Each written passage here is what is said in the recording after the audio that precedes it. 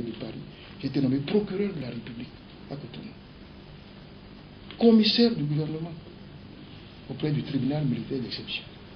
Et ce tribunal d'exception a été mis en place par qui? Par le gouvernement des jeunes cadres, le gouvernement militaire des jeunes cadres, avec l'objectif de sévir contre la corruption et la prévarication. Et à peine une semaine après ma nomination, le garde des Sceaux qui m'a nommé a été lui-même attrait devant ce tribunal. J'ai pris le dossier, il n'y avait rien dedans. Il n'y avait que la lettre par laquelle le chef du gouvernement, père son âme, me demandait de poursuivre son collègue, l'intendant militaire Chasse. J'ai pris le dossier, j'ai dit, mais monsieur mon colonel, il n'y a rien dedans. J'ai eu pour toute réponse, vous devez requérir 20 ans d'emprisonnement contre lui. 20 ans d'emprisonnement pour un dossier où il n'y avait même pas un procès verbal. J'ai mené l'enquête. Rien. Nous avons été à l'audience publique, il y avait 12 avocats. Il y en a qui étaient venus de France, qui étaient venus d'Abidjan, de Togo, partout. Et moi, à 27 ans, 28 ans, devant tout ce monde-là, j'ai requis selon ma conscience. J'ai dit, il n'y a rien dans le dossier, même pas un procès verbal. Par conséquent, je vous demande d'acquitter Chasse.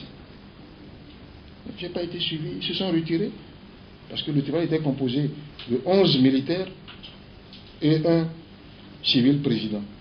Ils se sont retirés, 20 minutes après, ils sont revenus, 20 ans de prison. Vous croyez que je vais rester? Non, notre pays a besoin de magistrats, d'hommes politiques ayant cette conscience-là de leur devoir.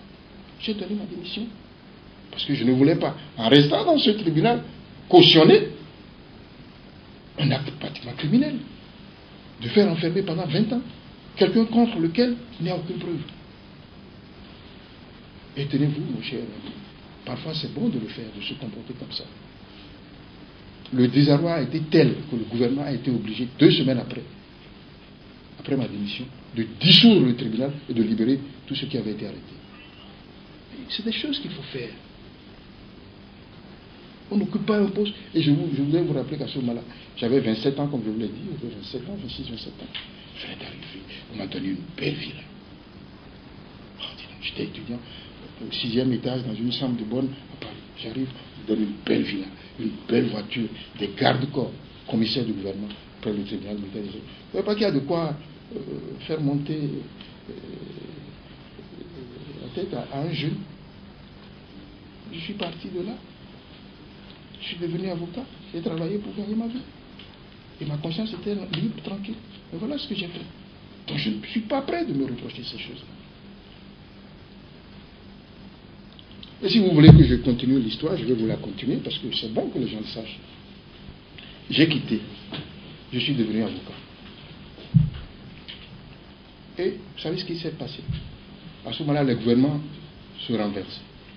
Quelque temps après,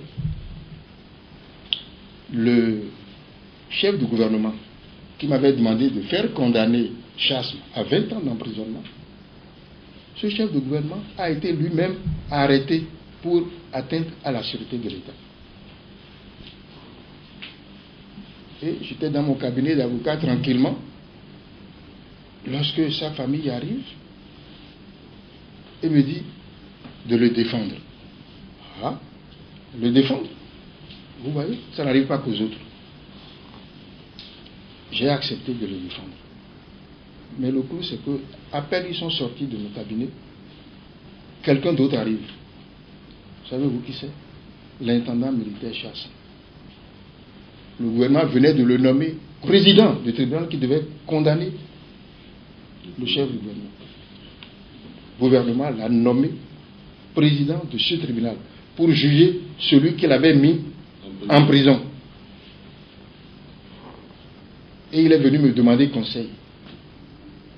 Maître, c'est grâce à vous que j'ai retrouvé ma liberté et mes grades. Voilà mon adversaire. On me le sert sur un plat. Qu'est-ce que je fais? Et je lui dis, excusez-moi, monsieur l'intendant, mais à vue d'œil, on veut se servir de vous Parce qu'on sait que vous avez de la haine contre Condé, il vaut mieux que j'appelle son nom. On veut se servir de vous pour lui régler un compte. N'acceptez pas. Malheureusement, je n'ai pas été écouté. Il a accepté le poste et bien évidemment, Condé a été condamné à la peine de travaux forcés à perpétuité. Et il a été libéré avec l'avènement du GMR du président Kény. Donc c'est pour vous dire que dans la vie d'un homme public, il y a des moments où il faut savoir faire face. Il faut savoir assumer ses responsabilités et dire non quand il faut dire non. Par conséquent, 20 ans, 30 ans après ces faits-là, je ne suis pas prêt de les regretter. Si je comprends bien, Monsieur le Président, pour vous c'est une question de moralité que vous essayez de faire connaître aujourd'hui à vos compatriotes. Oui, ça me paraît nécessaire. L'exemple que je viens de vous citer, dites-le moi, posez la question aux jeunes, dites, voilà ce qu'il a fait à l'époque. Est-ce qu'il aurait dû faire ça? Non. Le dernier cas que vous avez, est-ce qu'il aurait dû faire ça? Est-ce qu'il aurait dû se taire et qu'on enferme un homme qui n'a rien fait pendant 20 ans pour régler des comptes? C'est ça ma vie aussi.